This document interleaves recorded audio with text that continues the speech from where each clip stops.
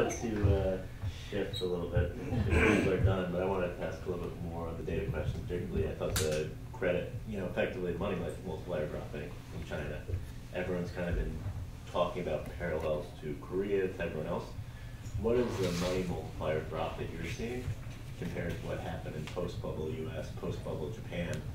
Because you've had all these characteristics of a bubble in China. And certainly if people are talking about growth rates with consumer base only being 20% of the economy of 8%, and that presumably driving a massive amount, that's certainly the bubble economy. And we've certainly seen massive amounts of easy capital for long periods of time. So just kind of wondering, is the money multiplier falling? Is it a huge concern relative to a 7.5% number that they're trying to hit?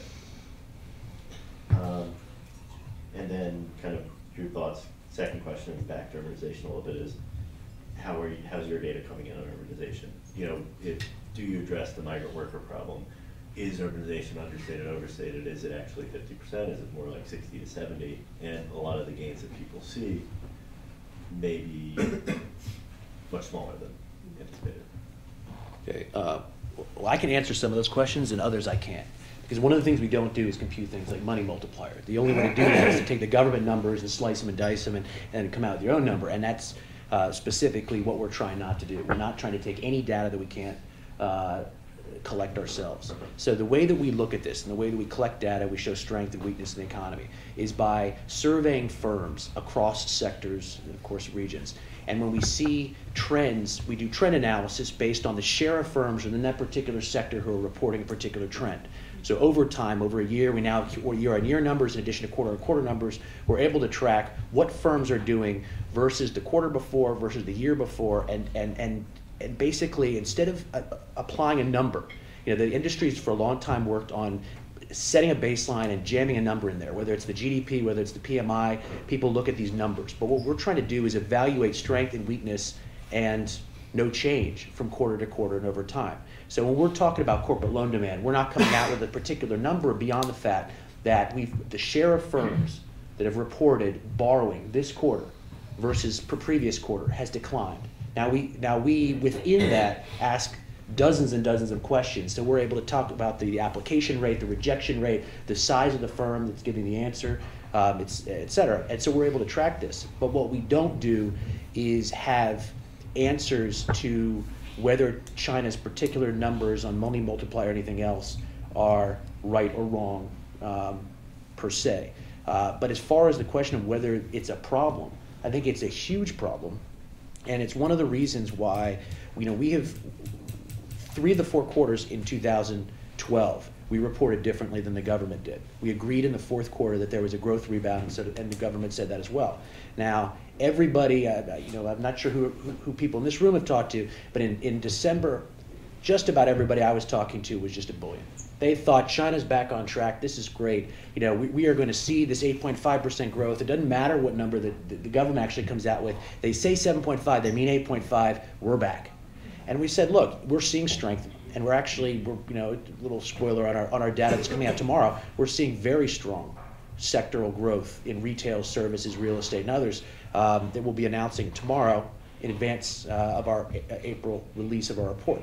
But the problem is that people usually take that. They take the direction on growth, and that's the end of the story in the national conversation. If GDP growth is what people want, then they check the box and they move on. And maybe they check inflation and they sort of pay attention to PMI, but otherwise they don't listen to this. They don't really pay attention. And what we're trying to say is the fact that the credit transmission mechanism is broken underneath the surface is a very significant problem. It's one of the reasons why monetary policy won't work anymore. If you're looking at the growth right now, a lot of it's due to fiscal stimulus. It's being jammed down in there. And if you're believing that China's going to be growing on this 8.5% trajectory for a long time, and surprisingly, there's a lot of people, I think, who believe that that's going to happen ad infinitum, then you're believing that there are fundamentals beyond fiscal stimulus that are improving rapidly right now. And I think if there is anyone here who believes that, then I think it'd be a very interesting discussion point. Anybody have anything about the money multiplier? And then actually with the simulation on the bubble side of the Chinese economy, presumably the point is that China, let's not compare China with Japan in the 1990s for several reasons. Number one, China is too brought to Japan in the 1990s. China's economy is far more competitive globally than the economy of Japan in the 1990s. And also China has so many more policy levers you can deploy to jumpstart the economy, like urbanization, for example. If they just reform the age-old household registration system, it would jumpstart the household urbanization processes. China has one of the most rigid household registration system on earth, actually relative to the whole Chinese history, by the way. And also rural land ownership laws as well too. So therefore, I think over short term, just like any economies will see ups and downs. But from my perspective, talking China, like Japan in the 1990s, way premature. And it's very little similarity between China today versus Japan in the 1990s. Can you give me this and get another voice, Patrick? Hi, Patrick Travanik, formerly with Tsinghua University and now moved to New York with Silvercrest Asset Management. I've got a question for Lee about the lending landscape that we see right now. On the one hand, you're seeing a fall off in corporate demand for borrowing. On the other hand, we see certainly in December we saw total social financing up 28% year on year. It seems to me that there are two kinds of borrowers in China. There's borrowers who care about return on investment, mainly in the corporate sector, and there are borrowers who don't, namely local government financing vehicles. And a lot of the debate that's been taking place within the PBOC and CSRC has been, so CBRC has been, do we or don't we open the spigots to, or close the spigots to LGFE financing as a way to boost growth? And so what do you see in terms of that dynamic? Is that what's driving the lending that we're seeing in the absence of corporate demand? Is that the picture that I'm describing not correct? The second thing I would just add, just because it came up, is on urbanization. I don't think that we should fall prey to the idea that urbanization necessarily translates into growth. Because the experience of a lot of countries, and what I mean by growth is I mean wealth creation, because the experience of a lot of countries around the world, is that there was massive urbanization that led to impoverishment, that led to slums. And one of the drivers behind the whole hukou system was to avoid that kind of urbanization. The premise that urbanization translates into economic growth is basically a productivity argument. It basically says, look, you take people from a rural environment, you put them in an urban environment, and there are productivity gains, potentially huge productivity gains.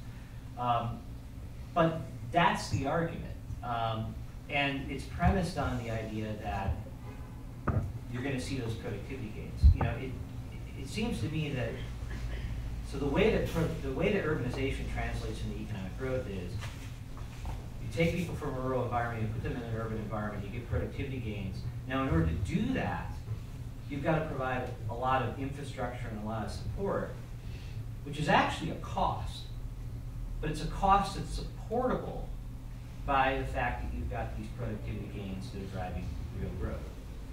The way that Chinese officials, I think, in a way that a lot of people, kind of queuing off of Chinese officials, talk about urbanization, is that urbanization's happening, and it means that we get to build stuff, and building stuff is growth.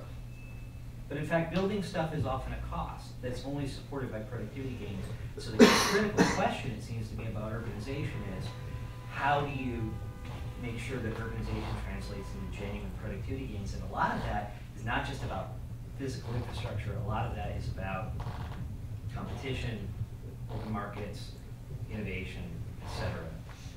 Just a thought.